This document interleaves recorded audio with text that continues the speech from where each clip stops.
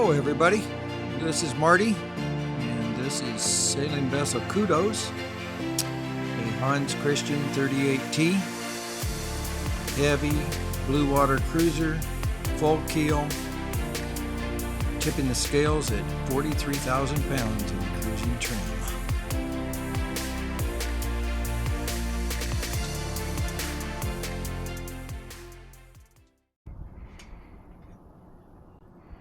Okay, figured I'd do a boat tour video. Anyways, this is Kudos. She's a 1979 Hans Christian 38T. She is 12.5 feet wide. Draft is 6 feet 9 inches. Start out at the front, you got the bowsprit. She handles about 850 square feet of sail in standard trim like it is now, with a 150% Genoa that I have for it. It runs it up over about 1,100 square feet of sail. But she's a heavy boat. She's right now in cruising trim, ready to go basically. She's sitting at about 43,000 pounds. So she's not a lightweight. She is a heavy blue water cruiser. Up front on the bowsprit is a 73-pound Rockna Vulcan anchor. 335 feet of high-test 3/8 galvanized chain. There's also a 45-pound CQR with about 50 feet of 3/8 chain on it. And then as we come back, the first thing you see on deck, past the anchor windlass, which is electric, is a 7,500 kilowatt generator, then the propane tank. The dinghy is on deck right now because you don't want it in the davits on the back when you're in the ocean. It'd be a good way to get it ripped right off the back of the boat. Behind the dinghy there is a 25-gallon gasoline tank that provides gas for the dinghy outboard, which is a 15-horse two-stroke Mercury. The dinghy is an 11-foot Carib rib, rigid hull inflatable Hypalon dinghy. I've got 4 5-gallon diesel cans on deck, 2 5-gallon water cans, and 2 more 5-gallon gas cans, besides 2 6-gallon cans for the dinghy tank. Overall height of the boat is 62 feet. That's what she needs to have for bridge clearance to be able to get underneath a bridge. It's 24-mile radar for Uno. Whisker pole is up on the front of the mast there. The front sails are both the staysail and the jib are Hank-on. And then behind that is the main with a stack pack that I made. On deck, back down there, center there, covered up unfortunately because it's winter, is the butterfly hatch, which opens up like butterfly wings and allows a lot of light and air in the boat. And behind that, in the black case, is a folding electric bike. On the other side is an inflatable kayak and a life raft and a spare propane tank. This little white tray thing here on deck is something I made for cleaning fish, cutting up vegetables, whatever. That way your mess is overboard. She right now has 1,750 watts of solar and a 220 watt portable panel, so over 1,900 watts of solar now. That was one of my biggest issues this summer, was trying to keep the batteries charged. She's got Martech davits on the back with an electric 3,500 pound super winch to raise the dinghy up and down in the davits. So that's done with a push button Starlink. And there's a little davit crane over there on the port side that raises the 15-horse Mercury I was talking about up into its mount when I'm offshore. Again, a stern anchor. I believe that's an FX23 Fortress. And just walk along here. A lot of teak trim. The boat is actually fiberglass, 24 layers of woven roving. She's built extremely tough. weighs over double what most boats this size do today weigh. Headlights on the bow, up here underneath the bowsprit and up on the tip so I can see where I'm going at night. There's spreader lights up there just underneath the radar that floods the deck at night with light, radar reflector, Garmin wind speed sensor, and a Windex. Lazy jacks on the stack pack to help the main fall back down into the bag, that it can be zipped up from the top to front to rear. Cover it up. And then as we get aboard, crawl in here, and I've got all self-tailing winches, helm seat, helm station, and a fairly small cockpit. Again, she is a blue water boat. It's not. A few other items on the boat. I have a place over there where I keep a tablet with navionics on it. So that gives me 2 chart plotters, tablet, and then I run a laptop down on the chart table down there that has OpenCPN on it for navigation. So I basically have 4 chart plotters on the boat, 2 depth finders, and back here in the back next to the fuel fill is a hose hookup for freshwater wash down. So like if you went swimming or whatever and you needed to rinse off with fresh water, that hose over there that's coiled up plugs into that. You can hose yourself off back here with fresh water. As you come down the companionway hatch, a few stairs here. First thing to port is the master stateroom. It has a queen size bed in it, cabinet space, whatnot. A little orange box down there is the battery for the dinghy, because it has a small chart plotter on it, depth finder, and also is it the 15 horse Mercury is electric start. And I got all my emergency flares and stuff in that box. I also have installed a rainwater collection system that comes off the side deck on the port side, comes over through here underneath the chart table, goes through a couple of filters before it goes through into the tanks.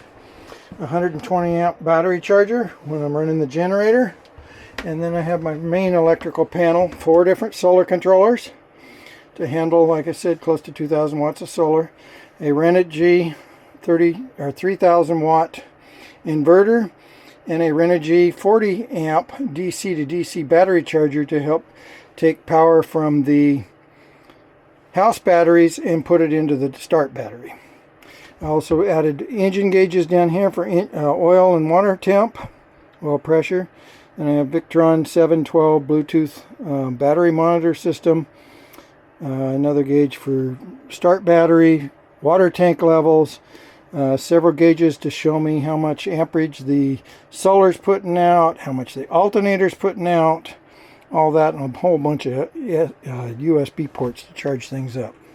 In the stern of the boat, back underneath the cockpit, there is a 5,000 watt diesel furnace. More electrical. On the starboard side, you have your chart table. Underneath is a 200 amp hour lithium battery under the quarter berth bunk here, which is turned into a garage basically. There's spare sails, my scuba gear, that stuff back in here, tools. There's another 400 amp hour lithium battery in there, and there's another 100 amp hour lithium up in the bow. So 700 amp hours of lithium altogether. As we go forward now to the port side again, this is the galley. Again, it's tight so you don't get thrown around. Got a 4-burner propane stove with oven. Down inside this cabinet here is just a bunch of storage for pots and pans and stuff. Coffee maker, can opener, blender, blah blah blah. Have an ice maker, induction cooktop, microwave. Then the refrigerator is a top load. Lots of room down in there. Pretty good sized actually for a fridge.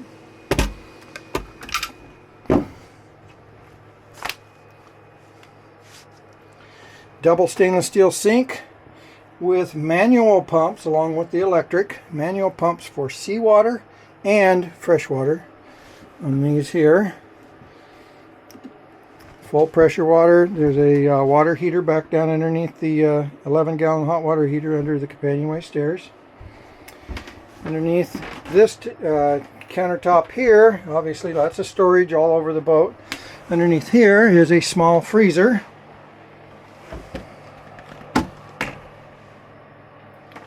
That's one of them. More drawers. The engine is actually underneath the sinks. So we open up that, and there's the engine. This cabinet door opens, so is this one, and then this whole forward section comes out. So you can pretty much get to the entire engine pretty easily on this boat, which makes it very, very nice. It has it's a little 50 horsepower Perkins. It has, now I've added a 250 amp Balmar alternator.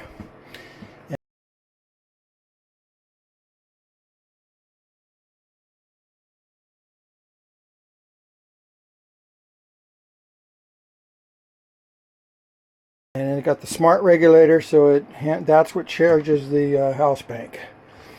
Next to the microwave back over there is a bread maker. All new cushions. I just did these a couple of years ago. All the cushions were rotten in the boat, and I replaced all the foam. Everything's new. Air conditioner. My scuba compressor is back underneath there. I have several dehumidifiers. I'm in the Pacific Northwest, so you got to keep the moisture out of the boat, and I have had no mold and mildew problems as of yet, so it seems to be working. Got nets over the side compartments so my books and stuff can't come flying out of there. Same thing on this side with storage areas in there. Got a nice long settee that has a leak cloth that comes up.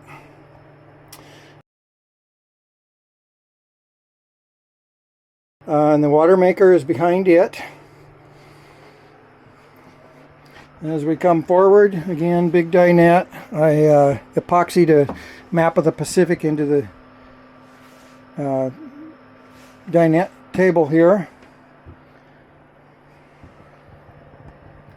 So yeah, not a ton of room, but it's home. It's works for me. I love it. I spent 3 months this summer on the boat and hanging out and anchored out most of the time, and absolutely loved it. Now I'm looking forward to heading to Mexico and French Polynesia and South Pacific. As we go further forward, the next area is the head. There's a hanging locker on the starboard side. Lots of room in there. And then on the port side is the actual head toilet. It's got a Japsco electric head in it. Marble countertops. Big medicine cabinet. Fan. And then I've also set up, I had to replace this faucet here just this last week with a new handheld shower, and I also put in a rain shower. So this will be a lot more convenient for taking showers and stuff. Yes, it is a wet head. Obviously the drain's down there in the floor, but you're standing in this area here. You're not really on top of the head here doing your shower, but you close these doors and you actually have quite a bit of room in here to take your shower.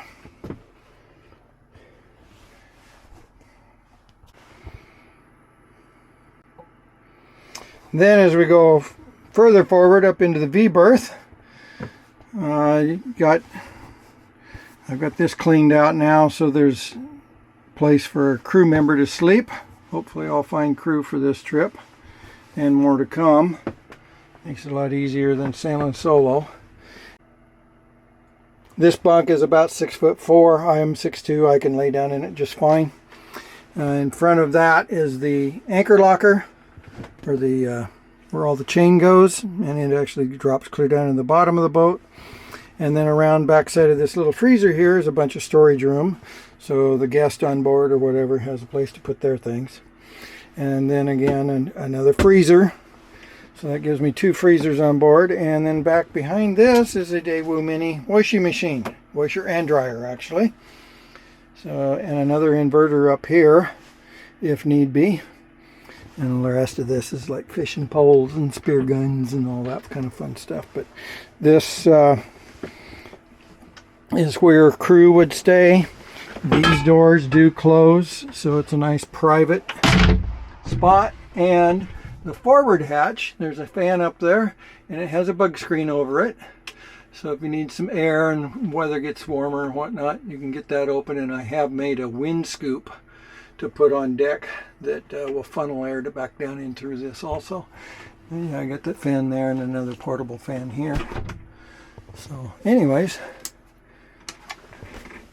storage up on the shelf. If I get crew, I'll move some of this stuff to someplace else to give them more room to store their things. But it's cozy, but it works. Coming back rearward, you have storage all the way around the dinette, behind it, underneath it. Same thing goes for the settee. Storage all through there. Obviously the cabinets all down both sides. All the water tanks are actually under the floor. The water level is about at the same height as the drains in the sinks. The galley sink does drain into a sump and gets pumped overboard, as does the shower sump. Because I first got the boat, the outside seawater level was actually in the base of the sinks, so they would always had water in them, which eventually would, if it was salt water, it would rot them out, and like some other people with this particular boat have had problems with. So I've changed some things around. She holds 100 gallons of fuel, 108 gallons of water, and there's a tank in the back part of the keel that's 35 gallons. That is actually plumbed in also with an electric pump for the refrigeration system. So it's not only cooled by air, but it has a heat exchanger as the water tank that's built into the keel of the boat. So that seems to be working very well. I had other people comment on, well, it's going to overheat the water. The water in that tank runs about 1 degree hotter than what the ambient water outside the boat does. So it does do its job and makes the refrigerator cycle about half of what it used to before the water part on the compressor. Some more goodies I got is a little deep fryer, air fryer. I like my goodies, so that's one reason why I have so much solar and stuff on the boat. I'm bringing a printer along. In this chest here in the back side of the dinette is a Sailrite sewing machine, which is what I've done. That's what I've used to make all these cushions with. The sail covers, all that. I did a bunch of rework on the sails and stuff too with it. So the Sailrite sewing machine is definitely going with me.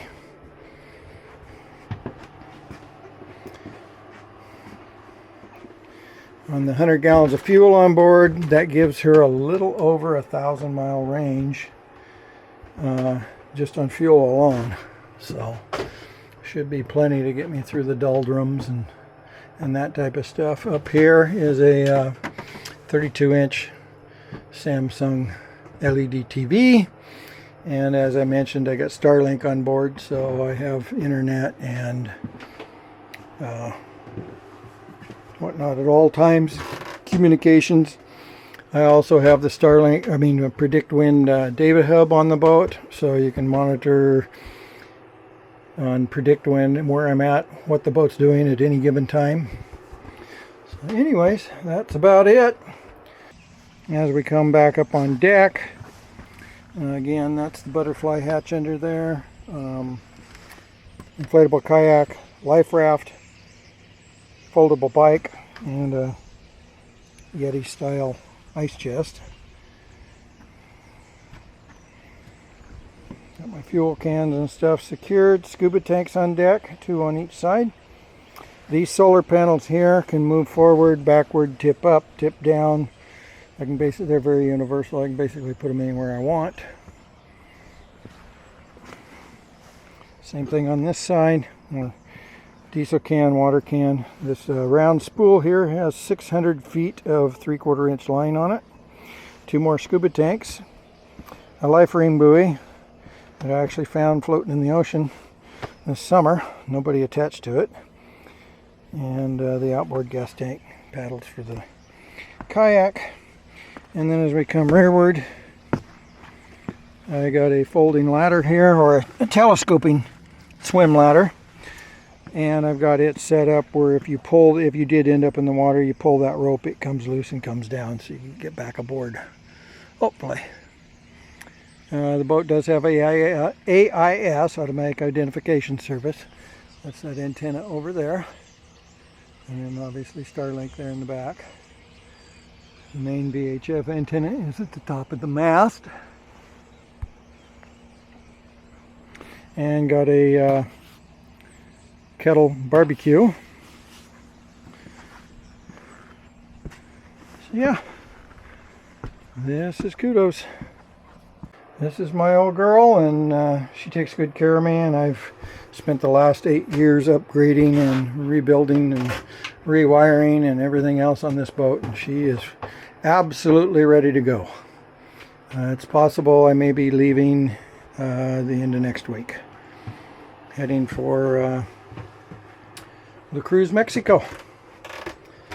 Anyways, thank you everybody for watching, and if you have any questions or anything I can help with anybody, please don't hesitate to ask away. And hopefully we'll have some fun journeys together or along the way, and I can find crew to go with me. That's probably the biggest one right now. And if not, well, that's just the way it's going to be, I guess, because I'm not stopping. I'm going. Going to enjoy my retirement. Everybody have a great day.